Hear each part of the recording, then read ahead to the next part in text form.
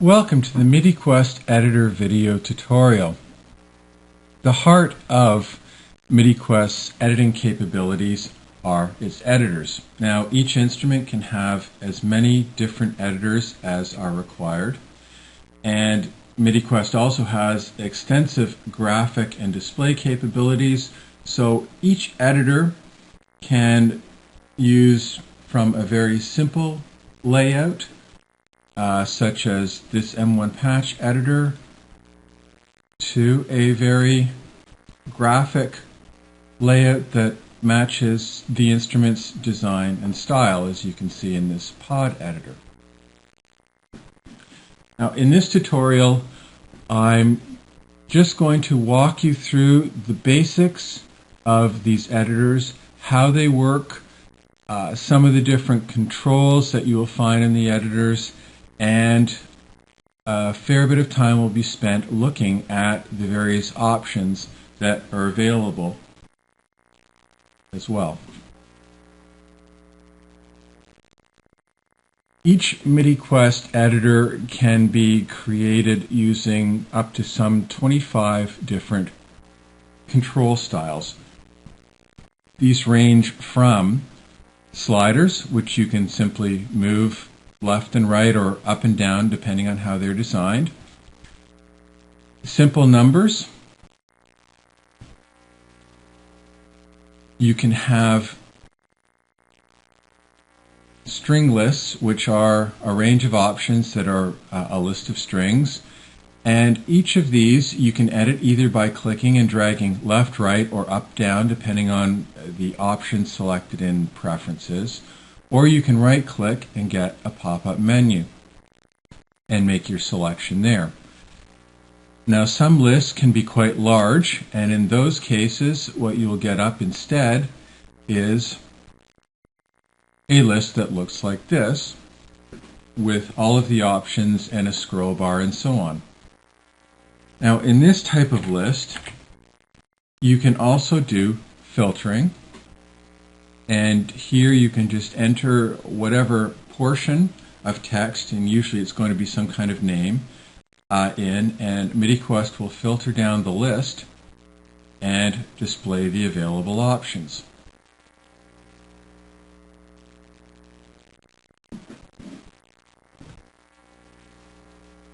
What else do we have? We have switches.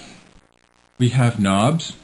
And right now I have my knobs configured so that you can edit them by performing a rotary motion, but you can also set them up so that they work by dragging left and right or up and down, whatever your particular choice is. There are envelopes, and to edit these, you simply grab the corners and move them, and they will only move in their own permitted motion. For instance, this I can't say each of these has motion except for the last one. You can only move it left, right. You can't move it up and down.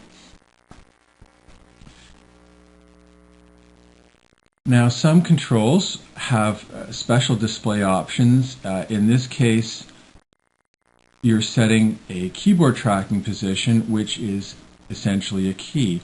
So if you right-click on this value, you actually get a pop-up little mini keyboard, and you can, if you want, click on the location, the key that you want to set this parameter to. You'll notice that as I move the cursor over the various controls that they are automatically selected. This is an option, and you should review Preferences, the patch editors. There is a huge range of setup options that you can choose from. There's auditioning, mouse auditioning controls. Editing controls, you can edit by dragging left, right, or up and down. Sensitivity to drags, knob editing, randomization controls. Here are some of the switches.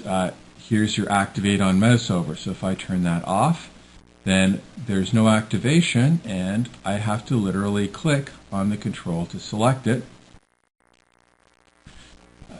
Most controls also allow you to enter values numerically. So I just press the 4 key, and I want to set this control to have a value of 45, just enter 45, press enter, and the value is set. So if you have a patch chart which gives you values in numerics, you can simply select the controls, enter whatever value in that you want, and press the OK button. For those parameters that are inherently numerics, a right click will bring up a pop-up editor, and you can simply enter a new value by hand if you want. Now, Midi Quest is designed to be an editor of instruments, and we like to keep the instrument in sync with the editor as much as is possible. So for every editor, regardless of the instrument, if the manufacturer has provided a short system exclusive message that allows the instrument to be updated as values change, we will do that. And so I can show this to you. I'll open up the MIDI monitor window, and you'll see that as I drag the mouse, I am sending out the corresponding update messages to keep the instrument in sync with the value that I'm setting on the screen.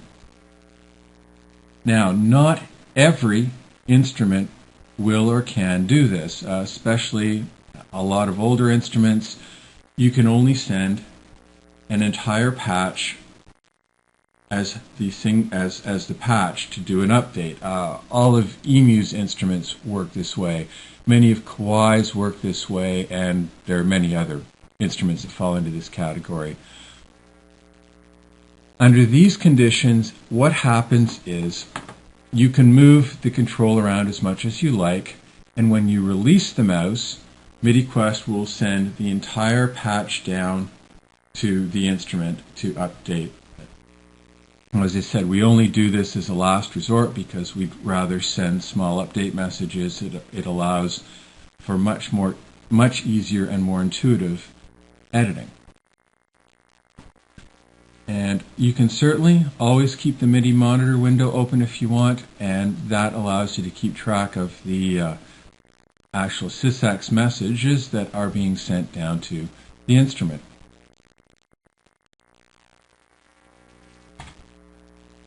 Now I'm going to show you a number of Midi Quest special editor capabilities, and most of these integrated functions are only available when you work within a set. A set typically contains all of the different data components that you would find in your instrument. For example, an M1 has a combination bank which contains all of the different setup patches to control its multi-timbral operation. If I wanted to look at a particular combination, I can double-click on that entry in the bank, and Midi Quest will automatically put me into the appropriate editor. And you can see there can be up to 8 different parts or 8 different sounds. For each part, you can specify a MIDI channel, a program number, a transpose, output level, and so on. Now, obviously, every editor is different for every instrument. So if you don't have an M1, hopefully you can extrapolate what I'm talking about here and apply it to your own instrument. Now, one of the nice features in Midi Quest is the fact that these combination or performance type editors will list the patches by name.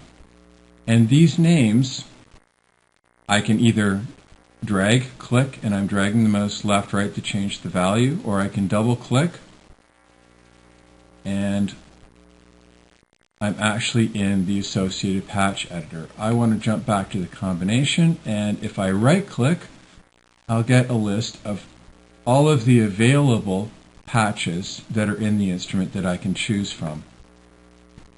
Now, this is not a collection of fixed names. Midi Quest actually gets these names from the patch bank. Here's your patch bank. Here's a list of all of the available patches, and the editor will, when it's displaying, actually go into the patch and get the appropriate name to display. So if you were to actually go into your patch bank, notice the order here: Universe, Piano, Brass 1, Universe, Piano, Brass 1. Now if I go into my patch bank and I rearrange these, so it's now Universe, Brass 1, Piano. If I look at my combinations, I now have Universe, Brass 1, and Piano. So the Midi Quest editor will always stay in sync with the patch bank. Now, why does this editor have to be within the set? Well, if I had a separate combination editor, it has nowhere to get the names from. And in that situation, it will just substitute some default text so that you can see things listed by number. But for best effect, you want to work in this environment and you can actually see your names listed.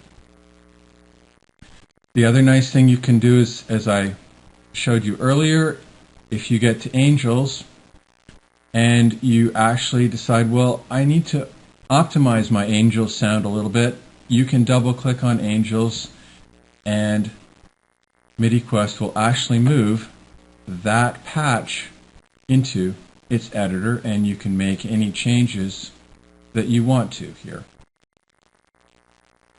And this is the M1's patch editor. And again, you can see that the changes as I make them are automatically being sent out to the instrument.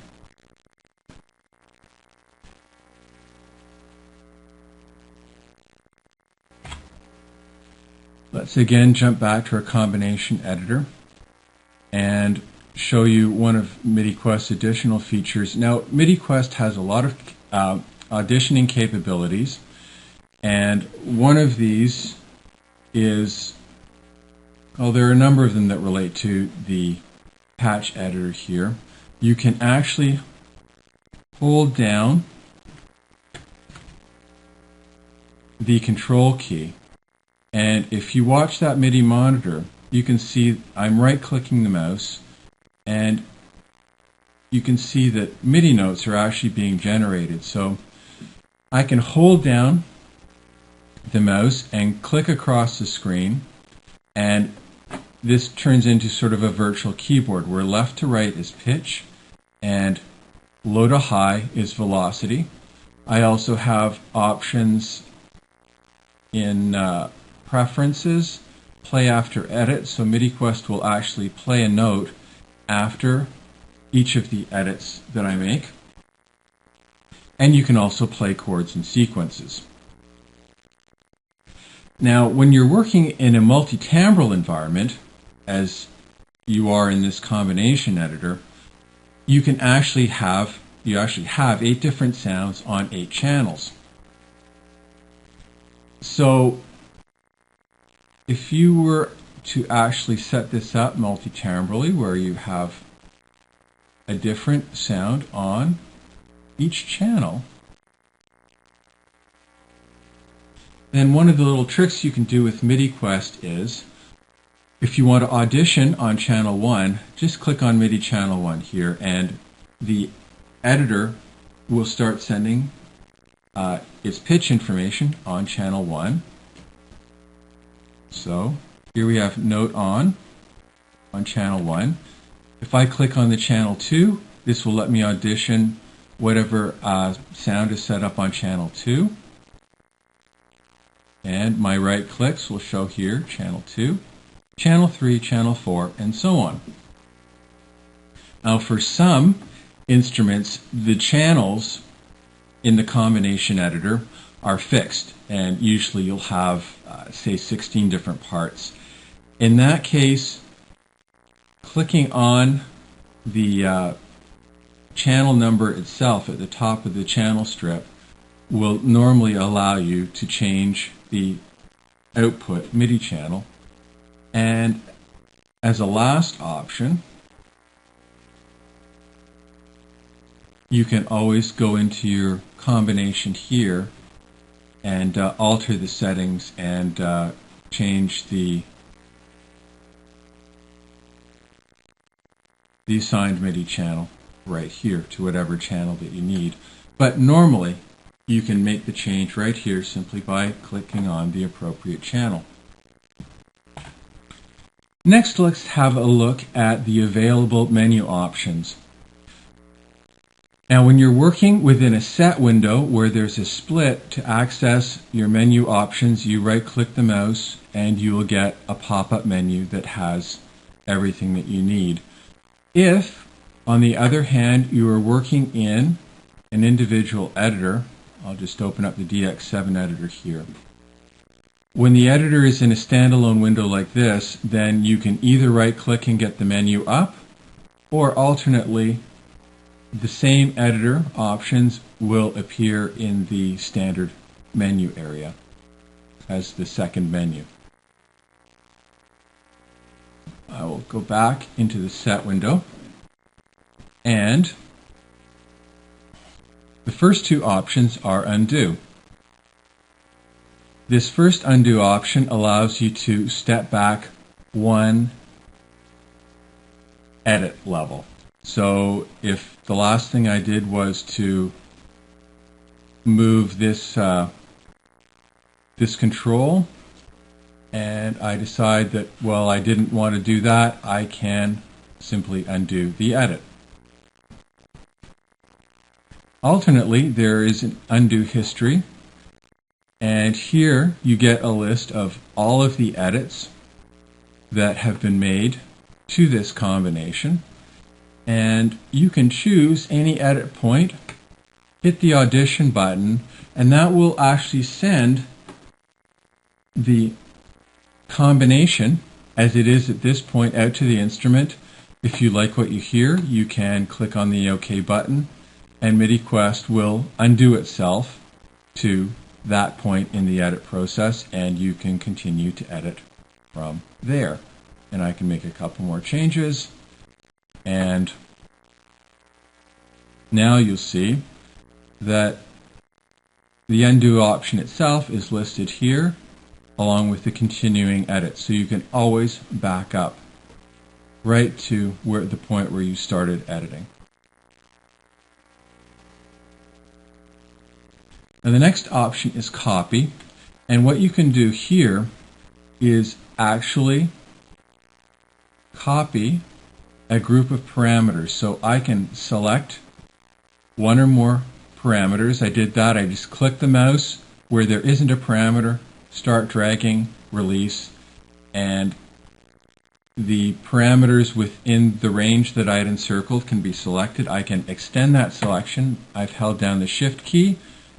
I've done another drag and release, and I've now selected all of those parameters. And now if I do a copy, I have placed all of those parameters up on the clipboard,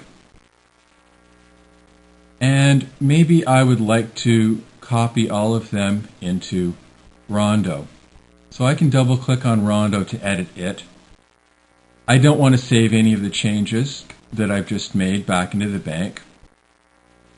So I now have my Rondo patch up for editing, and I can choose paste, and Midi Quest has pasted in those same parameters into the same location. So paste,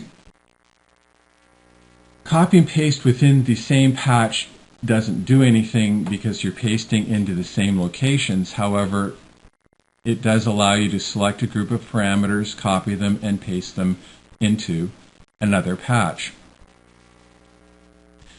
Now you also, I'm going to make a series of edits here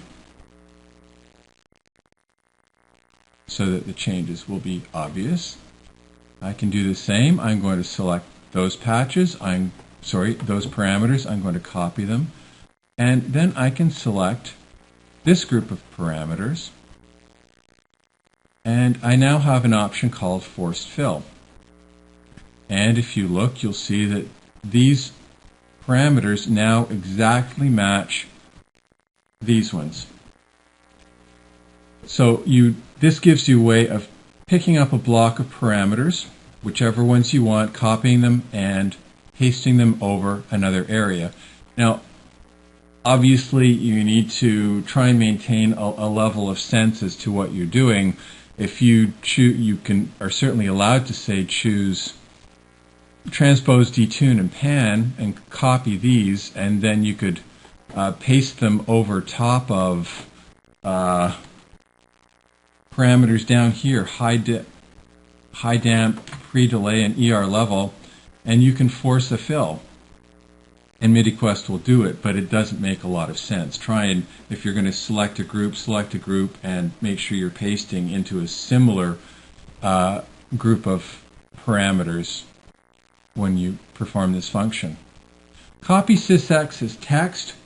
What this does is it takes the current value of the combination or patch or whatever is in the editor, and it copies it into Windows clipboard. And if I bring up a notepad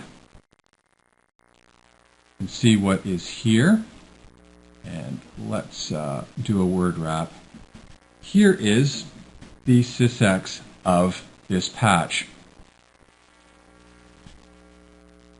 And you can now take this patch. There are a number of sequencers that allow you to paste sysx into them as in a text format like this.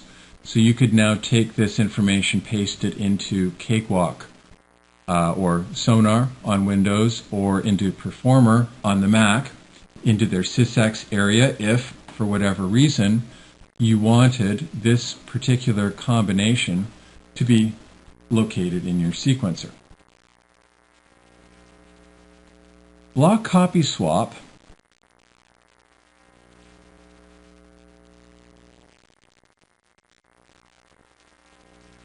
will have or may have a list of available blocks that you can copy as a list. Now, this has to be done on a per custom basis for each editor. For some editors, block copy actually doesn't make sense. You won't find any options whatsoever. Here, you've got some great suitable ones. You could say, all right, I'd like to take my timbre 1 parameters, that's all of these, and I would like to copy them into every other location. So you can actually grab those, press the OK button, and you'll find that every one of your timbre setups is now identical. Now I'm going to undo that. You also have the option of copying this data to the clipboard. And what this does is it allows you to later paste this information into another editor. So I can take timbre 1, copy it into the clipboard, and then say create, where is my M1? There we go. If I create a new combination, I can actually go into my block copy swap here, and you'll see there's now a new option that is clip timbre 1, and I can copy that timbre, say, into location 4 in this new editor. So I can pick up pieces of one editor, put them on an internal Midi Quest clipboard, and I can then turn around and paste those pieces into another editor entirely. It's a very fast, easy way of moving data between windows.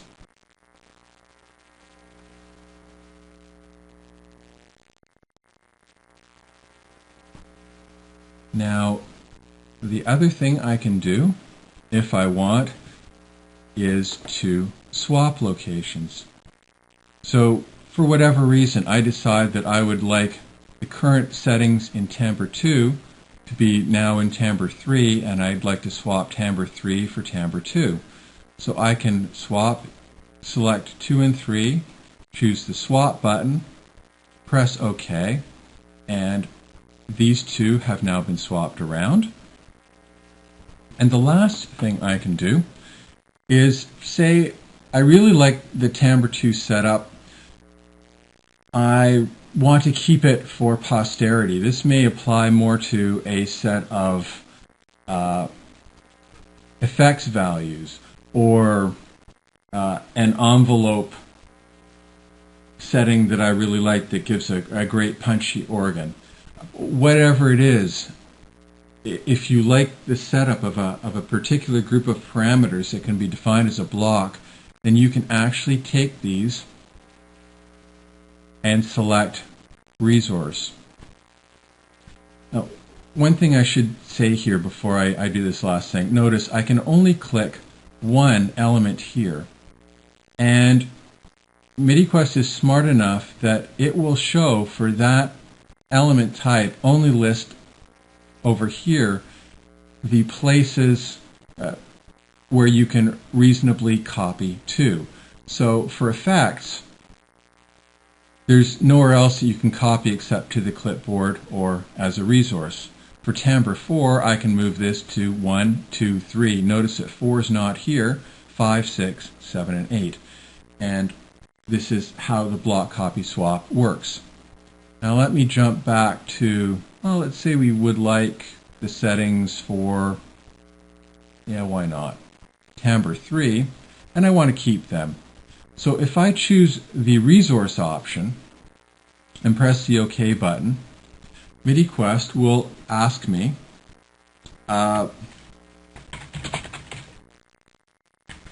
for a name for that resource, and I hit the OK button. Now, down the road, tomorrow, next week, later in your editing session, maybe I want to access that. I want to get my envelope. I want to get my setup. I can go to Block Copy Swap and choose timbre 3, and I have my favorite right here. And I can select this as a resource, and I can choose a location, just as if it were within the editor itself. Press the OK button, and there are your settings. So this is a very powerful dialog that allows you to move elements around within the current editor to another editor. Now the settings option, you'll be familiar, it is faded out with when you're working in a split window environment, but I can come over here and I can access the very same settings. This is the same dialog you would see, and it allows you to set ports, COM channel, MIDI channel, all of the parameters that go into controlling the operation of the synthesizer. You'll have seen a discussion on this in the earlier tutorials. Our next option is compare. And when you select this, Midi Quest actually sends the original patch down to the instrument, so you could play that, have a listen to it, and when you press the OK button, you now get your edited patch back, and you can simply switch if you want to do a comparison between the existing editor and the modifications that you've made. Now, obviously, this will apply more to when you're editing a patch, that a sound-related patch editor as opposed to your combination patch editor. Now, parameter selection allows you, if, for example, for whatever reason, you are very frequently, well, let's work in the patch editor for a little bit. Very frequently, you want to be able to, for whatever reason, quickly select all of your aftertouch parameters An oscillator, I'm doing extended selection here by holding down the Shift key, so I can select as many different parameters as I want. I can set this up as a custom selection. What you do here is you create a selected parameter list by giving it a name and saving it. If I clear that, I can now go in and actually select parameters. And this is a list of all of the various optional parameter selections that I've set up in the past. There's my new one. So I can simply choose that, and there are all the selected parameters. Or I can simply choose any one of the other parameter selection blocks that I've set up in the past. So this is your VDA area, and so on. So you can select from a custom selection list, create your own selection list. You can clear the block of currently selected parameters, and you can copy. So let's create a selection. And you can actually copy those selected parameters to a destination. And the destination is usually to a library. So let me get a library open here. I'm going to get a patch. Open up a library. Here's the library. And I can say, well, I'm going to select this group of patches. I can now copy my selected parameters off to the patch library, or I can copy them to a bank. And what Midi Quest will actually do is literally just copy in the selected values to the destination that you've selected.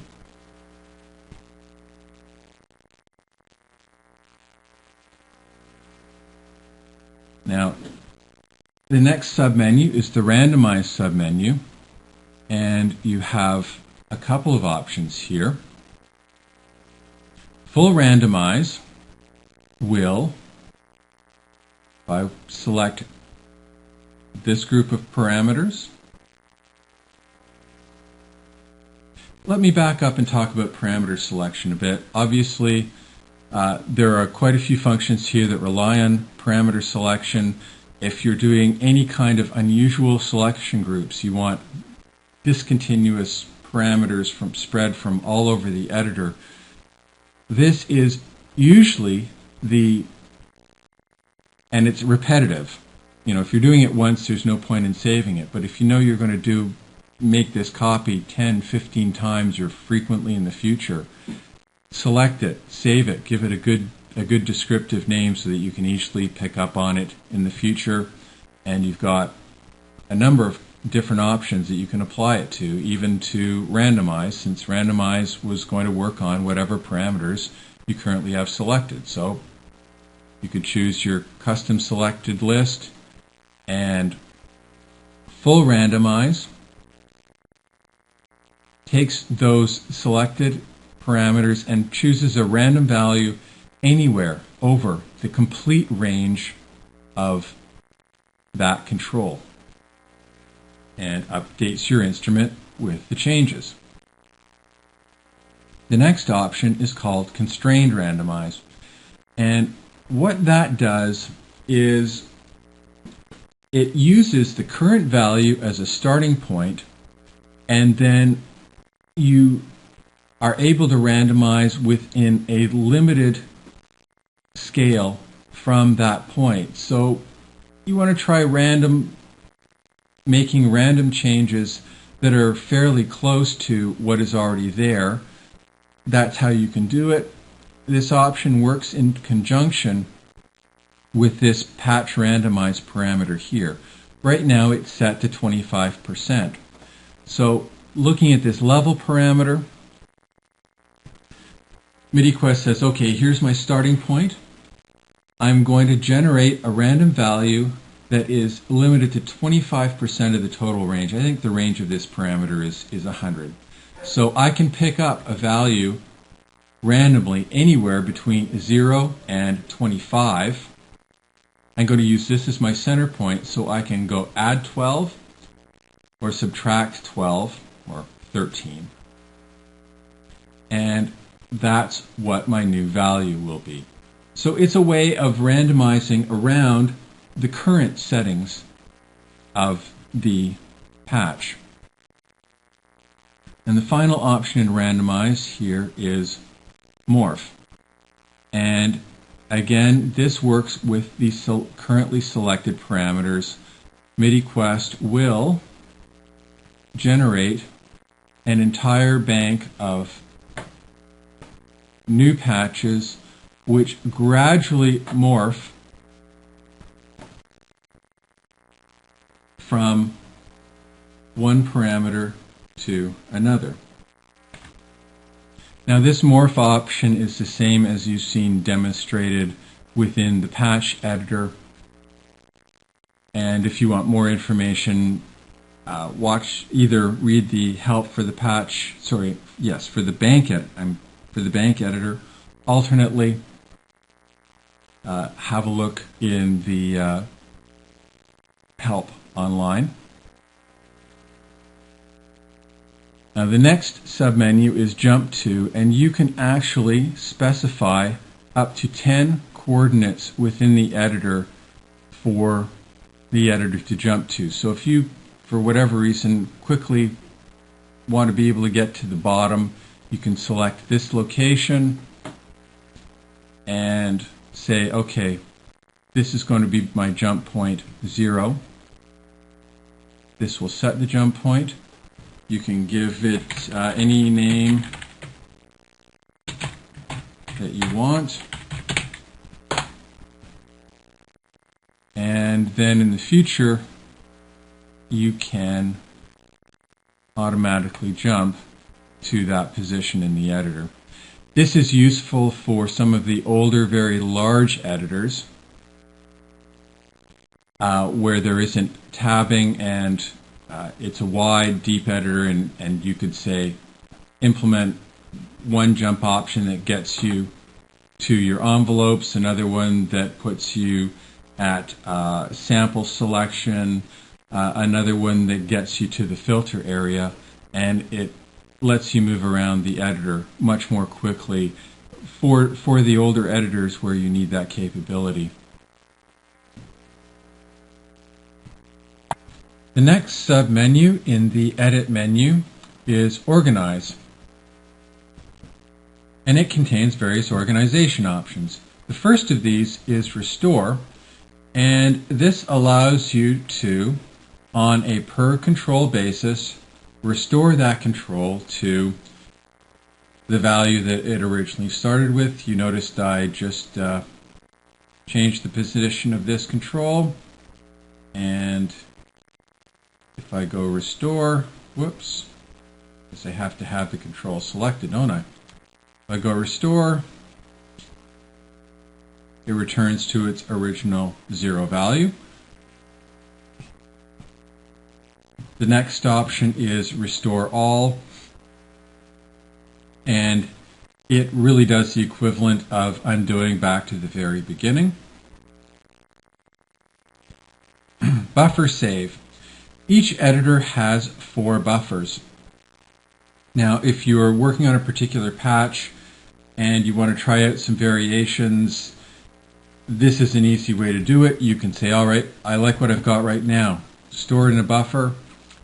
Then you can continue to work and say that, okay, maybe I'd like to compare the two.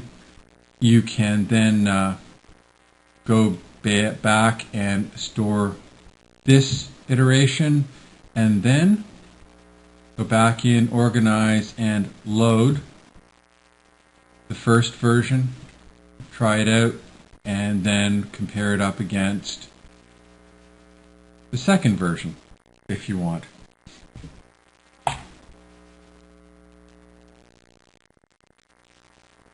So you can use these 4 buffers to make variations, and you can end up saving the one that you want to use as a final version. Control information just presents a dialog that gives you some simple information on the control that's currently selected.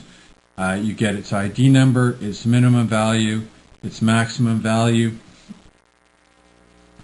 This information is used mostly by people who are integrating Midi Quest editors into Infinity patches, another SoundQuest product, and they need to be able to get this information in order to control their automation and automate their patch editors.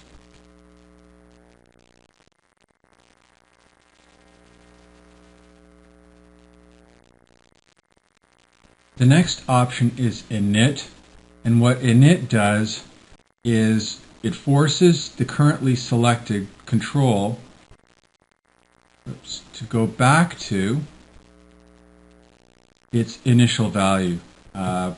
Short control there is control period. So this is just the equivalent of initializing the particular control.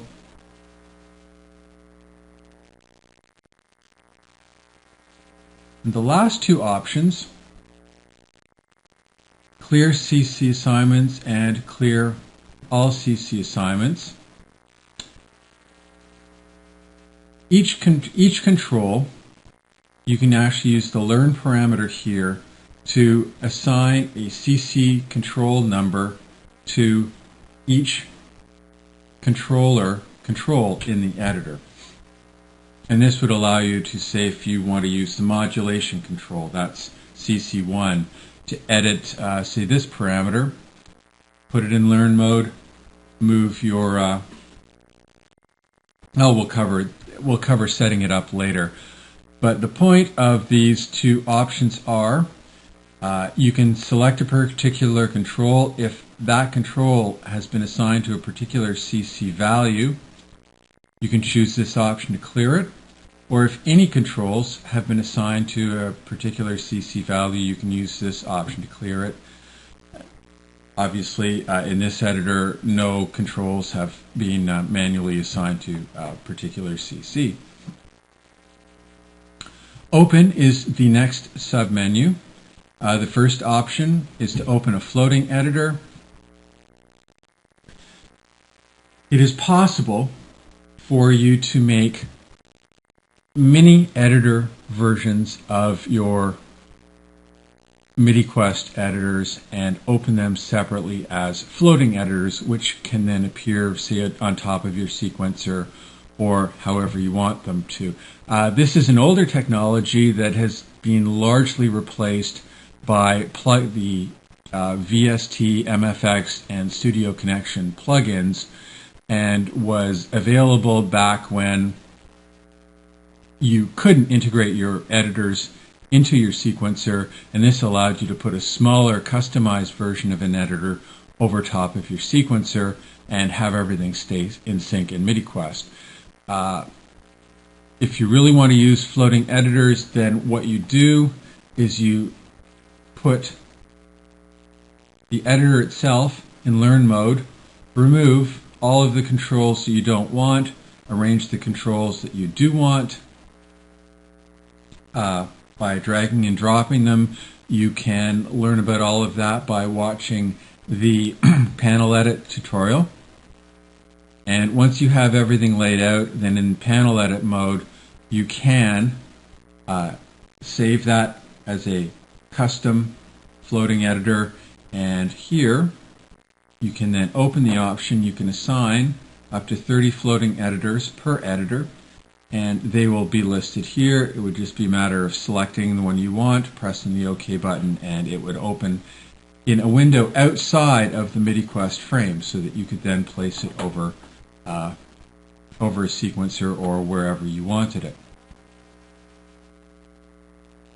And the other option is Open SysX Window, and that option literally takes the SysX data as it is currently stored in the editor and simply moves it into a SysX view window. You get a hex view, a decimal equivalent view, and if you'd want more information on this, there is a view tutorial that you can look at. Next is the Export SysX As submenu. There is a separate tutorial for this as well, and if you want information on your export options, just view the export tutorial. Auto Update. This option works in conjunction with the Update Patch on Activate macro or options. By default, this ships is on, which says every time I activate this window, Midi Quest will send an update dump of the editor down to the instrument to ensure that the instrument stays in sync with the editor. The reason we offer this is that you can have 2 or 3 different sets open and all of them editing an M1. So if you switch or have 2 editors open, switching back and forth, you want to make sure that the instrument is in sync with the editor that you are currently working in. So, if you have it on, when you activate the window, the patch gets sent. If you have it off, then reverse. Activating a window doesn't send the patch, and sometimes you prefer this option if you are working with an instrument that has very large patch dumps that take 30 seconds or a minute or something to send, and you know that you are only going to be working with one editor at a time, then off is an ideal option for this, because otherwise every time you switch and switch back to this window, it's going to take us, you're just going to sit there for a substantial amount of time while data is updated. The final option is custom, and when you choose this option, you then have control on a per editor type basis as to whether that editor is going to update on activate.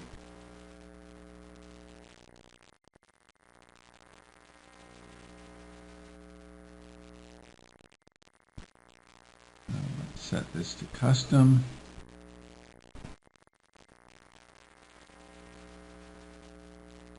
So there's your auto update mode.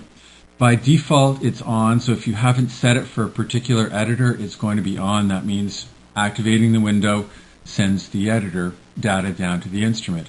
But for this editor, you can choose to turn it off. Just click. It's a toggle switch between on and off. And Midi Quest will remember this setting on a per editor basis. So you can set auto update on for your patch editor, but turn it off for your combination if that's how you'd like to do things. Fast tips.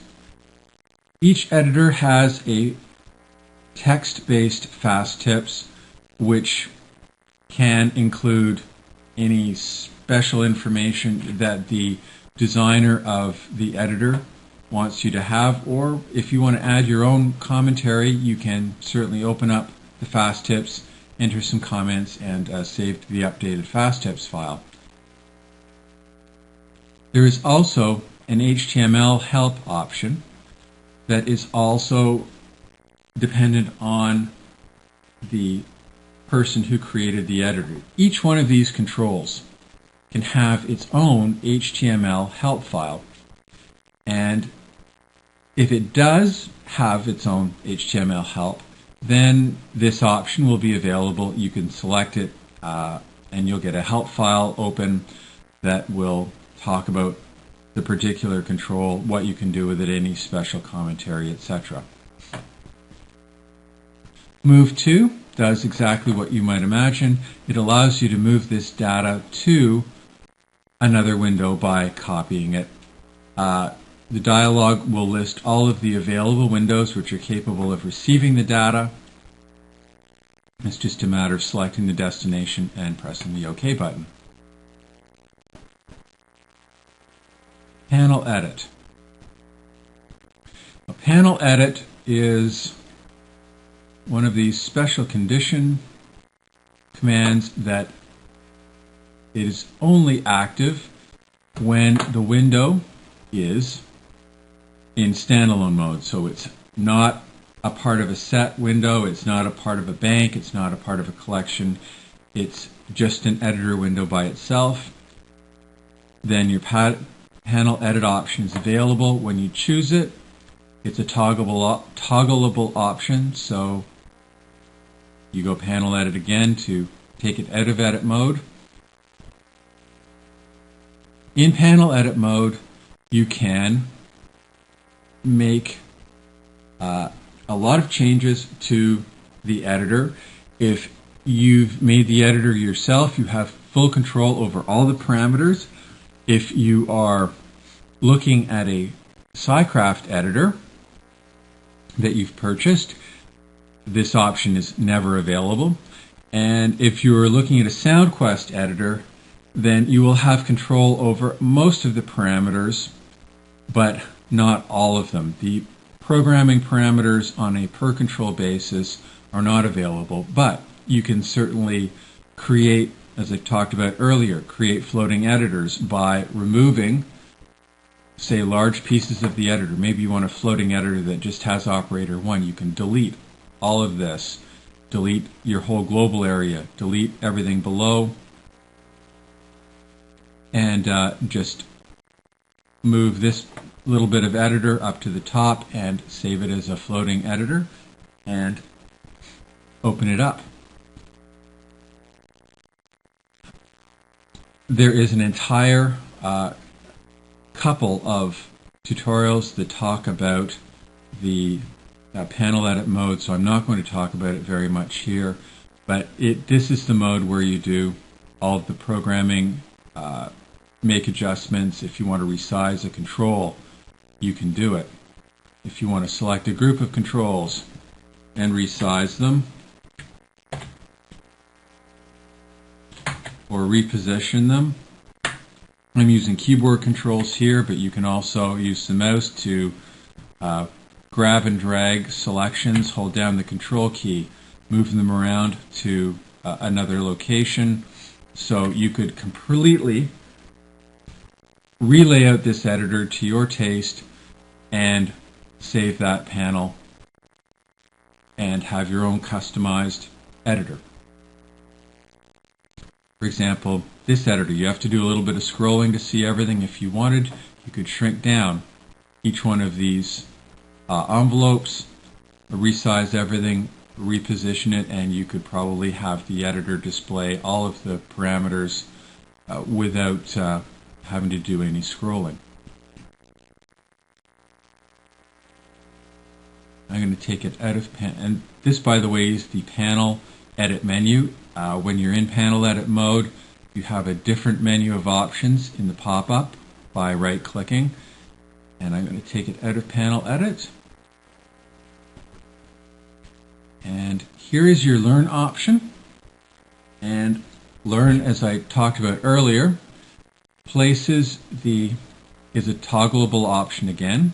In Learn mode, if you select a particular control and then move a continuous controller on your keyboard or other source, you'll get a window that looks like this. It says, would you like to have, and this will be the CC that you've moved, assigned to edit this parameter that you have selected. And if you say yes, Midi Quest will make the assignment.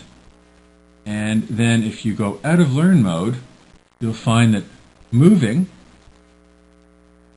that controller will allow you to remotely edit that parameter.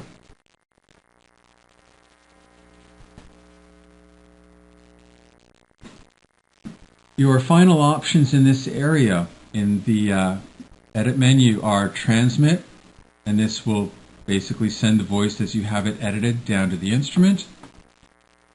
Get voice from the DX7, you can actually load a DX7 voice into this editor if you want. Save saves your data. You can save it as, and then you have the option caption to clipboard or capture to clipboard. Midi Quest is able to do a standard print from most of the windows. However, for the editor windows, it doesn't have a print option, but what you can do is capture to clipboard. What happens here is Midi Quest will take the entire editor. When you choose this, make a graphic copy of it and place it in the Windows clipboard. And at that point, you can, and I'm doing this right now, go and open up a Paint application. I've got Paint here. And if I choose Paste, there is your editor. And here, so you can paste this into any graphics application you want. At that point, you can size it, rescale it, make whatever manipulations you want, include it in a report, and use whatever application you want to print the actual editor out on paper. And that is a Midi Quest editor. I hope I've been able to teach you a little bit in this tutorial. Thank you for watching.